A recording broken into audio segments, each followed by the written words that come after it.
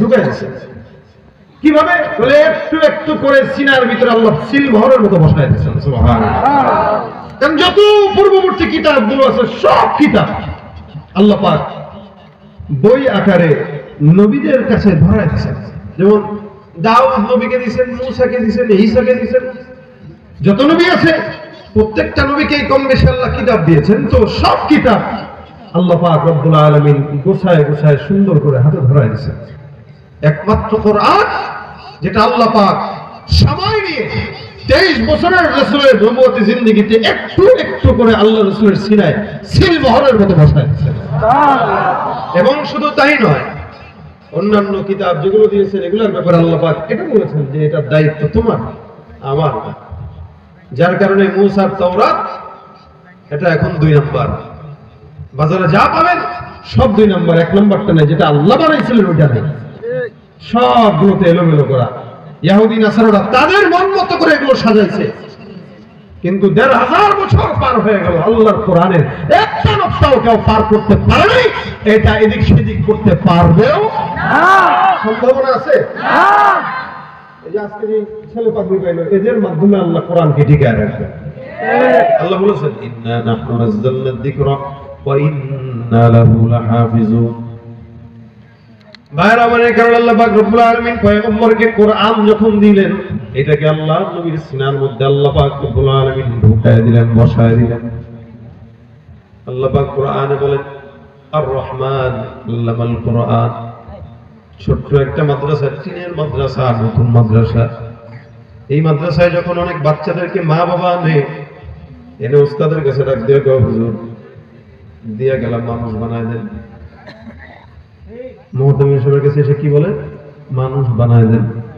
আল্লাহ বলেন আর রহমান আল্লামাল কোরআন খালাকাল ইনসান। দয়াময় আল্লাহ যিনি কোরআন শিখিয়েছেন। আর রহমান দয়াময় আল্লাহ আল্লামাল কোরআন, যিনি কোরআন শিখিয়েছেন। তারপরে বলতেছেন খালাকাল ইনসান, যিনি মানুষ বানিয়েছেন। আচ্ছা, আগে মানুষ বানাইছেন তারপরেই না কোরআন শিখাইছেন হবে? আগে কোরআন শিখাইলেন পরে মানুষ বানাইতেছেন বলতেছেন। তার মানে এখান থেকে অনেক মুফাসসির একরাম এভাবেও বলেছেন যে আল্লাহ পাক রব্বুল আলামিন কোরআনটাকেই আগে বান্দার জন্য নির্দিষ্ট করেছেন এবং কোরআনকেই জরুরি করেছেন। আর এই কোরআনের জরুরি ইলম যার ভিতরে থাকবে সেই তো প্রকৃত মানুষ হয়ে যাবে। কোরআনের ইলম ছাড়া কেউ প্রকৃত মানুষ হতে পারে না। এজন্য আগে কোরআন শিখাই দিয়েছে। কোরআন শিখছস, এখন তুই মানুষ। আর কোরআন শিখছ নাই, যত বড় এলাকার ভিতরে রাজনীতিবিদ হও, যত বড় কি বলে ইঞ্জিনিয়ার হও, ডাক্তার হও, বিজ্ঞানী হও, লাভ নাই। ওই গরু ছাগল যেরকম জায়গায় খায় জায়গায় মধ্যে জায়গায় মরে, ওদের হালও তো জায়গায় খায় জায়গায় মরে, জায়গায় খায় জায়গায় মরে। আর কোরআন যার ভিতরে আছে আল্লাহ পাক রব্বুল আলামিন তাদেরকে মানুষ বলেছেন। এজন্য আগে কোরআন শিখিয়েছেন। এজন্য ওস্তাদদের কাছে ছাত্রদের মানুষ বানায় দিলে, তাহলে মানুষের বাচ্চাই তো নিয়ে আসলেন, মানুষ বানাবে না? 7 বছরের বাচ্চাই নিয়ে এসে বাবা বলতেছে যে মানুষ বানায় দেয়। মানুষটা কি গরু ছাগল নিয়ে আসছে? তাহলে এখনো মানুষ হয় নাই। মানুষ তখন হবে যখন হাফেজ হবে, আলেম হবে, মানুষের মতো মানুষ তখন হবে সে। তার মানে দ্বীনের ইলম শিক্ষা করা ছাড়া একটা মানুষ প্রকৃত মানুষ হতে পারে না।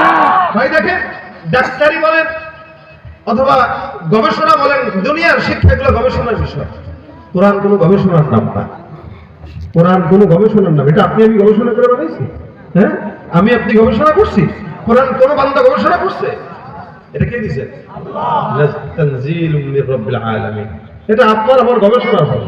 দুনিয়ার শিক্ষায় গবেষণা আছে। আর যে জিনিসের গবেষণা থাকে ওই জিনিসে ভুলও হইতে পারে, সহিও হইতে পারে। কথা বুঝেন? যে জিনিসের গবেষণা, পারমাণবিক গোলা গবেষণা করে বানায়, ভুলও হইতে পারে, ঠিকও হইতে পারে।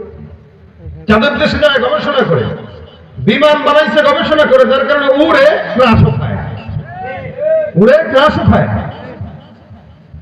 যত আসবাব দেখেন যেগুলো গবেষণা করে বানানো, এগুলো যেরকম ভালো হয় আবার এগুলোর ফল্টও আছে।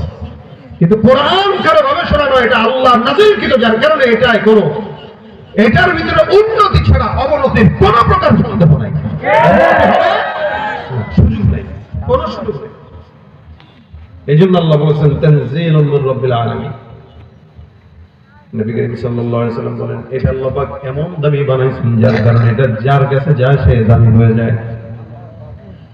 ভাইরা, আবার একটা কোরআনের সঙ্গে একটা ছোট্ট একটা কভার দেয় মানুষ, দেখবেন কাপড়ের। এই কাপড়ের গিলাফটাকে ধরলে অনেক মানুষ চুমা খায়, পায়ে লাগলে খায় কিনা, পায়ে লাগলেও চুমা খায়। আরে ভাই, কাপড়ের গিলাফ যেটার দাম মাত্র 20 টাকা, এই 20 টাকার কাপড়ের গিলাফের এত মায়া, এত সম্মান কেন?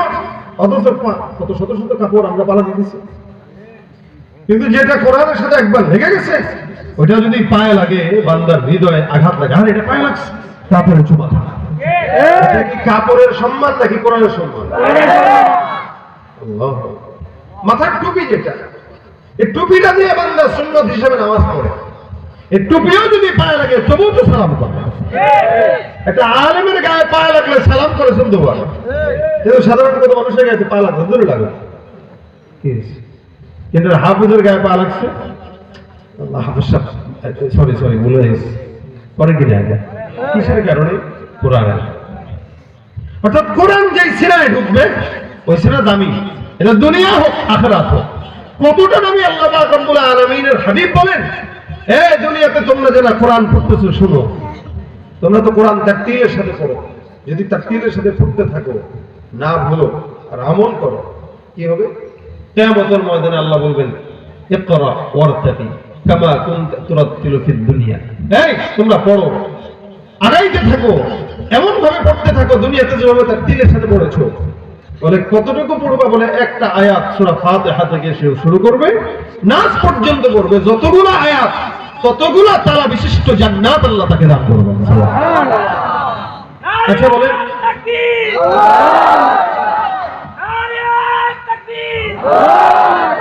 বলেন তো একটা বান্দা দুনিয়াতে আপনি আমি কয় তালা সর্বোচ্চ বিল্ডিং দেখছি?